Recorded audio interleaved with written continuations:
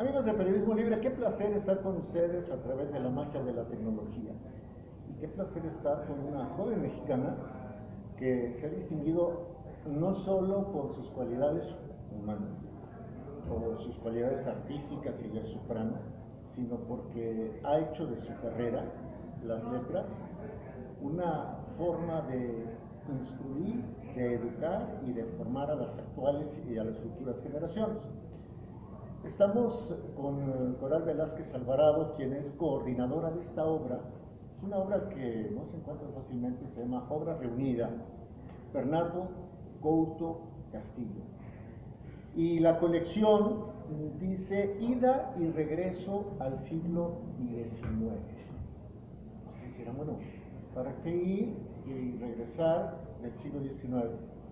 ¿Y para qué acercarnos a Bernardo Couto, que entre paréntesis fue conocido en su tiempo como el escritor maldito? Verán qué interesante trabajo. Antes que nada, Coral, muchísimas gracias por recibirnos. ¿Cómo estás? Muy bien, muchas gracias. Al contrario, a ti por la entrevista. Me da mucho gusto difundir todo el trabajo acerca de este autor mexicano del siglo XIX. Muy bien. ¿Por qué es conocido Bernardo Couto Castillo como el escritor maldito? ¿Tiene que ver con cosas de brujas y eso? ¿O es simplemente que sus contemporáneos no estuvieron de acuerdo con él? Tiene que ver con la corriente francesa de los poetas malditos y que él, junto con varios de la generación, les gustaba mucho leer a estos poetas, ¿no? Pensemos en Verlaine, Rimbaud, Baudelaire, Mallarmé. Incluso se llega a decir que es nuestro gran enfant terrible, como lo fue Rimbaud. ¿Nos puedes ubicar con alguien en la época en que vivió y escribió Bernardo Couto Castillo?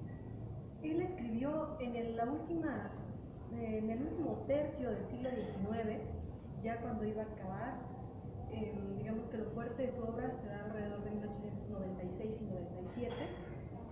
Entonces ya es un fin de siglo donde también el desencanto en la población mexicana se está dando, no como en Europa, pero a pesar de toda la modernización que está llevándose a cabo por parte de esta etapa del porfiriato, que todavía estaban, en México se deja sentir esa incomodidad todavía entre el México rural que está empujando a la ciudad y la ciudad que quiere sobresalir como si fuera una potencia europea. Todavía no entramos propiamente a lo que es el contenido del libro, pero por ejemplo al azar abrimos el capítulo que se titula Una obsesión. Es la página 293.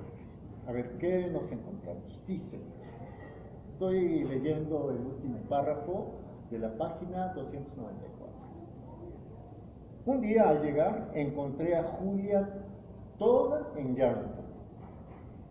Mi asombro, tú puedes imaginarte cuál fue, cuando a mis caricias solo contestó con reproches.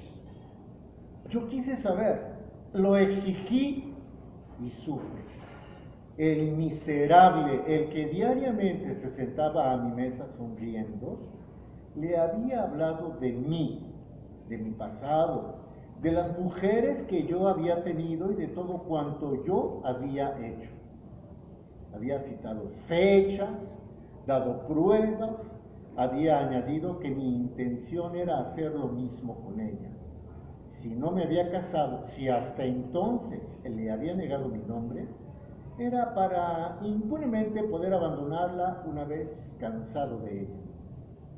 La pobre criatura adorada se sacudía de dolor cuando entre sollozo y sollozo murmuraba esta declaración. En vano intenté consolarla. Después de las lágrimas vinieron los reproches coléricos. En ella se despertó la rabia de la mujer que, confiada hasta entonces, se ve engañada totalmente. Yo no era lo que ella creía ni lo que ella amaba. Vino el despecho que quiere herir, vengarse, y un nuevo ser se reveló ante mí. El débil, el sumiso, el bondadoso, se tornaba en la leona iracunda que solo quería arañar y destruir. Te casarás conmigo, decía. Yo no seré como las otras. No, a mí no me engañarás. Oh no, a mí no. Te casarás, te casarás. Y este grito brotaba constantemente de su ira como la espuma del agua que se agita. Esto no es de un escritor maldito, ni de un episodio que sea simple y llanamente exclusivo del siglo XIX, de la última década del siglo XIX. Esto es tan actual como entonces. ¿Por qué escribir sobre Bernardo Couto? ¿Por qué hacer una obra que incluso compendia los textos inéditos de este escritor? ¿Cuál es el propósito? El propósito es rescatar la obra conocida, porque tiene unos relatos en una edición que salió en 1897 que se llama Fodelos, es lo más conocido del autor. Lo demás lo tenemos en periódicos del siglo XIX que con el tiempo van a destruirse y que los acervos además no son accesibles para cualquiera. Entonces, tener una obra completa, por fin reunida, limpia, con la última voluntad del autor y las varias versiones que él mismo hizo de algunos cuentos, pues le permite a un lector actual del siglo XXI ir a cualquier librería o ir a cualquier biblioteca y acceder al libro y a la obra de este autor, que bueno, que se nos parece mucho porque ahora estamos en el principio de un nuevo siglo también, ¿no? Todavía padecemos el fin del siglo XX. Con el desencanto del siglo XX, con esa situación en la mayoría de la población que ciertamente ve que México se vuelve urbano, pero que no tiene un campo fuerte, un campo sólido que produzca. El lector, ¿qué es lo que va a encontrar aquí que no encontró en los textos originales de los periódicos del siglo XIX o que no encontró en la obra de 1897? Si un servidor se acerca al libro, este libro, ¿qué le va a ofrecer a un servidor como que es el vocero de todos los que nos están viendo y escuchando? Bueno, con lo primero que se van a encontrar va a ser con una introducción, donde ustedes van a conocer la historia del personaje, quién es, quién fue, qué hizo, las anécdotas. Después tiene un estudio introductorio, también de mi autoría, donde trato de explicar qué es lo que buscaba el autor, cómo lo hace, cuáles son sus etapas de creación. Entonces eso puede explicarles mucho de lo que hay dentro del libro. Su libro originalmente no tenía ninguna introducción ni hecha por el mismo autor. Entonces, como decía, para un lector del siglo XXI, pues sería mucho más difícil entender el entorno de aquel siglo sin algo así, sin una introducción o sin un estudio introductorio. Después se van a encontrar con los textos ya limpios del periódico, ya transcritos, con notas al pie que les van a explicar también el entorno, porque muchas palabras han desaparecido, lugares que había en México han desaparecido también, contextos, ¿no? También han desaparecido, o algunos autores que no son tan fáciles de conocer para nosotros ahora en el siglo XX, pero que para el XIX eran muy, muy importantes y de la cotidianidad, pero vienen explicados para que el lector del siglo XXI entienda qué es lo que intenta decir o transmitir el autor. Ahora, hacer una obra como esta, que imagino fue patrocinada por la Universidad Nacional Autónoma de México, no creo que haya sido sencillo. De hecho, cuando leíamos este pasaje de la obsesión, vimos muchas notas, es decir, como que cada renglón, cada dos renglones encuentra un significado importante. No es usual esa exhaustividad en los compiladores. Bueno, es que esa es la otra cosa importante. Esta es la obra reunida, entonces yo la titulé obra reunida, no obra completa, puesto que yo traté de abarcar todos los periódicos que pude, pero por lo menos hay uno que sé que existe y que no pude consultar porque es una revista jalisciense que nadie tiene en su acervo. Intenta ser la obra más completa del autor hasta ahora, no una compilación, no una antología. Y en mi caso, que me dedico a la edición crítica, esto es una edición crítica, entonces varias de las notas que están al pie, lo que presentan son las versiones anteriores al texto último que el autor publicó. Entonces tenemos notas de variante, que se les llama así en la edición crítica, y también tenemos notas de contexto. A ver, ¿qué es una edición crítica? Bueno, una edición crítica es un trabajo que intenta fijar la última voluntad del autor de manera limpia y que además contiene un estudio preliminar donde precisamente se explica todo lo que el autor o la obra, en el caso de que sea una obra anónima, intenta decirle a un lector. Y la investigadora, porque finalmente Coral Velázquez Alvarado es una investigadora, la investigadora que encontró, ¿cuál es o cuál fue o cuál sigue siendo la voluntad última de Bernardo Couto Castillo? Bueno, como voluntad última se nota siempre que sea la última versión publicada por el autor en libro. Porque sabemos que lo revisó, que él vio las pruebas en el caso del libro y todo esto. En el caso de Bernardo Couto, digamos que su última voluntad sería este libro de As Jóvenes, en 1897. En el caso del estudio introductorio, de ver una obra completa y qué es lo que el autor quiere transmitir y qué es lo que aparece más frecuentemente en su obra, es el desencanto por la vida, pero al mismo tiempo el encanto por el arte, por un arte que sea total y completo y que alcance al lector y lo inicia en estas artes mágicas, digamos, que son la literatura, ¿no?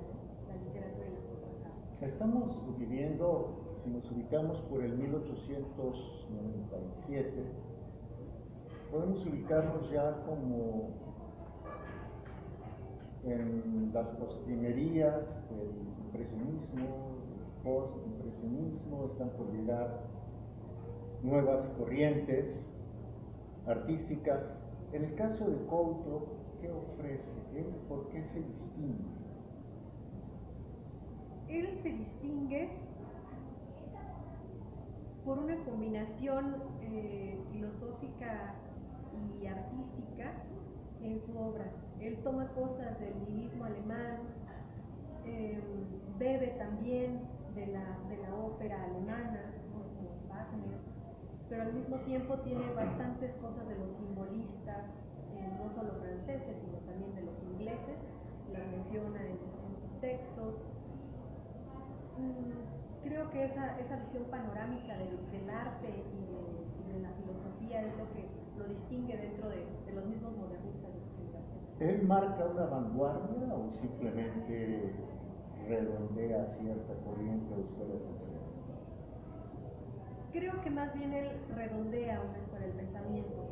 En el caso de él, pertenece a la segunda generación modernista mexicana, a la que llamaron decadentista, y propiamente de todos los que formaron parte de esa generación, a él es el que se le puede nombrar como el decadentista mexicano. Ahora, tenemos la palabra decadencia generalmente como algo que implica una pérdida de valor. En ese sentido, ¿él perdió valor como literato? No.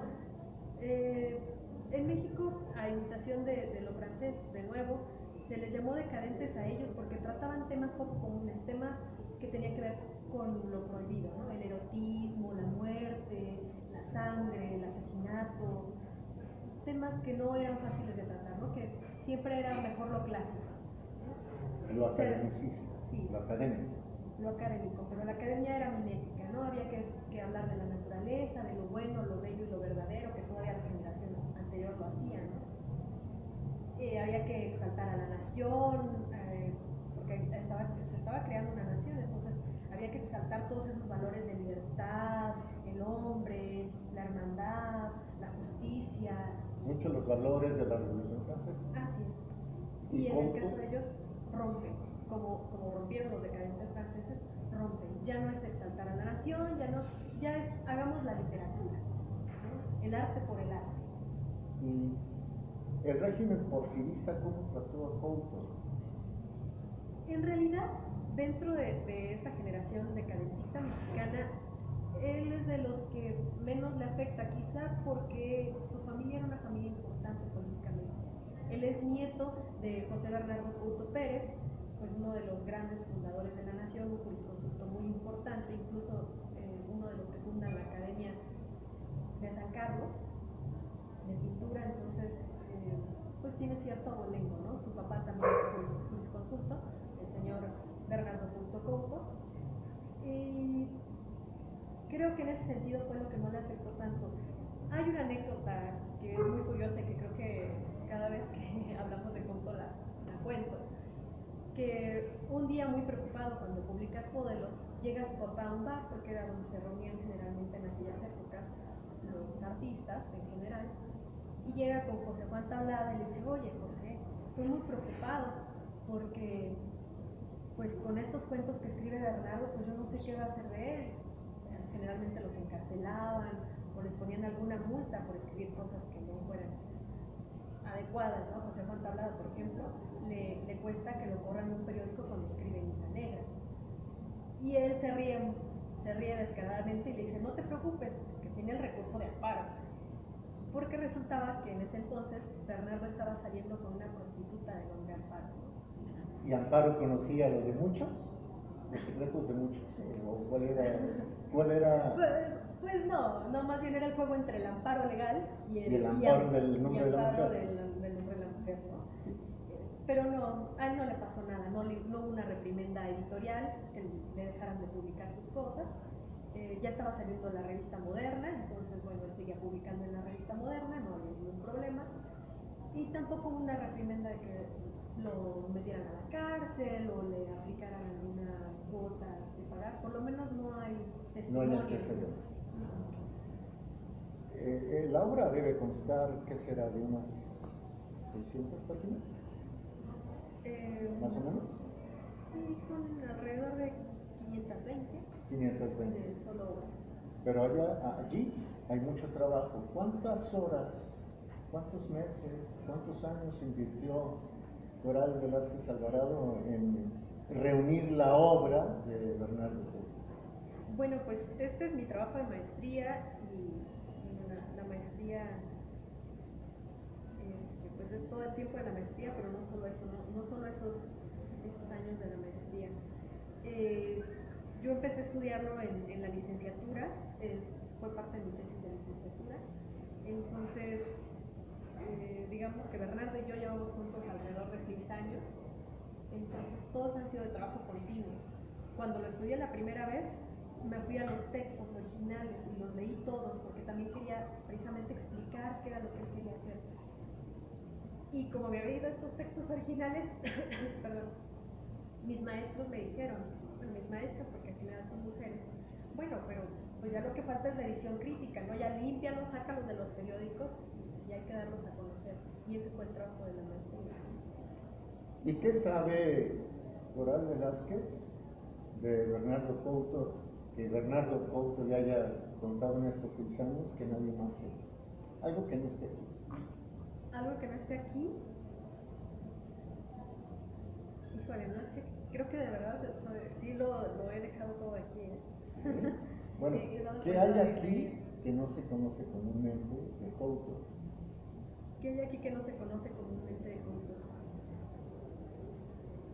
Hay 2 textos que no son muy conocidos de él, que no han sido antologados nunca. Hay un texto que salió, bueno, que sí fue antologado, pero no en obra de él, sino fue antologado en algo muy curioso que eran lecturas para primaria. Son los tomos que hizo Amado Nervo en los 20 y que, bueno, que antologó un texto de Couto del que nadie tiene noticia porque no se le ha publicado en ningún lado, seguramente se lo dio directamente a él y bueno, viene aquí en esta edición. ¿Y si es un texto para niños de primaria de aquel entonces? Porque lo que leímos hace un rato, que es un fragmento de La obsesión, ni con mucho es para niños de primaria. Sí, no. Vamos, ni siquiera de secundaria, ahora. Es un texto bastante interesante, porque sí podría aplicar, tiene como el corte de los cuentos de hadas. ¿O la fábula? ¿O no tanto? No, más bien de cuentos de hadas, de estos cuentos que nos hablan de valores. Entonces, sí aplicaría, sí podría ser para que los niños de primaria lo leyeran. Tiene algunas cosas de vocabulario que uno dice que buenos niños de primaria de aquel entonces, porque podían leer eso, pero... Bueno, pero ahora el vocabulario de los niños de primaria está mucho más adelantado que el vocabulario de Couto en cuanto al caló, por ejemplo, a ese juego de la frase con doble sentido, etc. ¿Él maneja mucho el doble sentido? No, por lo menos no. ¿Es directo? Sí, él es más directo. Muy bien. Coral, ¿y qué sigue ahora en el proyecto profesional tuyo? En mi proyecto profesional, bueno, sigue el acercamiento con el siglo XIX, pero en este caso yo estoy ahora con otro autor mexicano más canónico, con Manuel Gutiérrez Nájera, pero estoy estudiando la estética de la fusión de las artes, cómo veían ellos la literatura como el arte que podía comunicar todo eso que las otras artes comunicaban, ¿no? La música, la pintura, la escultura, no sé, el teatro. Gutiérrez Nájera, espero no decir una barbaridad, pero ¿tiene que ver mucho con el romanticismo? ¿O ya dije una barbaridad? No, todavía tiene que ver mucho con el romanticismo en México. Ajá. Con el, digamos, con el último romanticismo francés, tiene también mucho que ver, pero en México, bueno, él es el gran fundador del modernismo mexicano. Del modernismo. Del modernismo mexicano, sí. Y bueno, y junto con Martí del hispanoamericano, ¿no? Son anteriores por mucho a Rubén Darío. Pues muchísimas gracias, Coral. Primero, como lector y como mexicano por trabajar en eso. Segundo, porque vas a seguir trabajando ahora con Gutiérrez Nájera. Y tercero, por todo lo que viene. Además de que das clases en la Universidad Nacional Autónoma. Así es, en los planteles de la preparatoria, de la Nacional Preparatoria, doy clases de literatura, claro. Qué bueno. Coral, muchísimas gracias. Pronto espero que podamos platicar, pero de tu faceta de soprano. Claro que sí. ¿Todavía no grabas nada profesionalmente? No. En realidad es una cosa que hago por gusto, porque lo profesional es la literatura. Pero además como que hay cierta, lo voy a decir, no lo dices tú, lo voy a decir yo, como que hay cierta mafia, cierto núcleo que luego no permite que los nuevos talentos, y lo digo yo, que los nuevos talentos vayan descollando. Coral, gracias por recibirnos. No hay de qué, muchísimas gracias. A ti. Ya lo escuchó usted, ya la vio usted. Coral Velázquez Alvarado, su obra reunida de Bernardo Couto Castillo. ¿Dónde la podemos encontrar? En todas las librerías de la UNAM, está aquí, si tienen un credencial con el 50% de descuento. Entonces... Más o menos, ¿cuánto cuesta sin 50%? Sin 50% lo pueden encontrar en 500 o 400 pesos, dependiendo la librería. Y con descuento, bueno, 250 o 200 pesos. O ferias de libro que también les hacen el 50%. ¿Pero para todos o nada más para los integrantes de la comunidad universitaria de la UNAM? Si es feria de libro, para toda la gente. Si es librería de la UNAM, solamente para la comunidad universitaria. Bueno, ¿qué tiraje tuvo? Tiene un tiraje de 500 ejemplares, así que tienen que correr por el suyo porque no hay muchos. Sí, porque además vamos a aprender muchísimo de lo que no nos han platicado del siglo XIX, ¿no? Del último cuarto del siglo XIX. Sí, el último pedacito. Qué maravilloso. Con razón hay un globo aerostático, estábamos en ese momento en el auge de los globos aerostáticos, ya los ferrocarriles ya eran como que lo común, pues ahora el globo maravilloso. Coral, muchas felicidades. Muchas gracias. Gracias a ti. Gracias a ustedes por habernos seguido a través de Periodismo.